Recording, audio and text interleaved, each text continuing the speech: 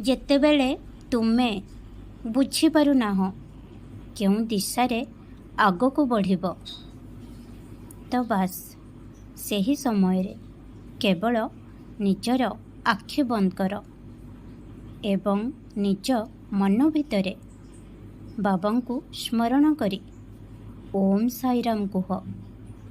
ଦେଖିବ ତୁମକୁ ବହୁତ ସାହସ ମିଳିବ ଏବଂ ମୁଁ ମଧ୍ୟ ତୁମକୁ ସଠିକ୍ ମାର୍ଗଦର୍ଶନ ଦେବି।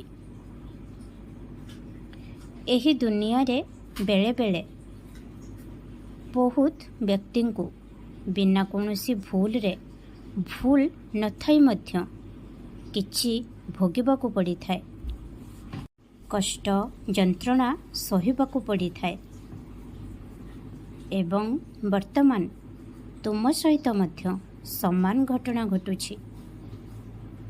କିନ୍ତୁ ଏହି ଘଟଣାରୁ ତୁମେ ଜୀବନର ଏକ ବହୁମୂଲ୍ୟ ଶିକ୍ଷା ପାଇବ। ନିଜକୁ ଦୋଷ ଦିଅ ନାହିଁ, ନିଜ ବିଷୟରେ ନକାରାତ୍ମକ ଚିନ୍ତା କର ନାହିଁ। ମୁଁ କହୁଛି, ତୁମ ପାଖରେ ପ୍ରତିଜ୍ଞା କରୁଛି, ଖୁବ୍ ଶୀଘ୍ର ଏକ ଲୀଳା ଘଟିବ, ଯାହାପରେ ତୁମ ଜୀବନରେ ଏହି ସମସ୍ୟାର ସମାଧାନ ହେବ। ତୁମେ ତ ମୋର ଭଲ ହୃଦୟର ସନ୍ତାନ ଅଟ। ତୁମର ହୃଦୟ ସଫା, ମନ ବି ସଫା। ଶକ୍ତିଶାଳୀ ହୁଅ। ତେଣୁ ଅନାବଶ୍ୟକ ଚିନ୍ତା କର ନାହିଁ କି ଭୟଭୀତ ମଧ୍ୟ ହୁଅ ନାହିଁ। ତୁମ ବାବା ଉପରେ ତୁମର ବିଶ୍ୱାସ ଅଛି ତ? ଯଦି ଅଛି ତ ବାସ୍ କେବଳ ଏହି ବିଶ୍ୱାସକୁ ମନେ ରଖ। ତୁମର ସମସ୍ୟାକୁ ମନେ ପକାଉ ନାହିଁ କି ମନେ ରଖ ନାହିଁ। ମୋ ଏକାଦଶ ବାଣୀକୁ ନିତ୍ୟ ପ୍ରତିଦିନ ପାଠ କର, ପ୍ରାର୍ଥନା କର। ମନ ଲାଗୁନଥିଲେ ମଧ୍ୟ ପ୍ରାର୍ଥନା କର।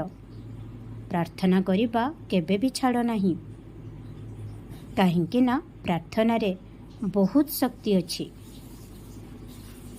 ପ୍ରାର୍ଥନା ଦ୍ୱାରା ଭଗବାନ ତୁମ କଥା ଶୁଣିଥାନ୍ତି ଏବଂ ଧ୍ୟାନ କରିବା ଦ୍ୱାରା ତୁମେ ଭଗବାନଙ୍କ କଥା ଶୁଣିଥାଅ। ତେଣୁ ଜୀବନରେ ପ୍ରାର୍ଥନା ଏବଂ ଧ୍ୟାନ ଦୁଇଟି ଯାକ ଜରୁରୀ।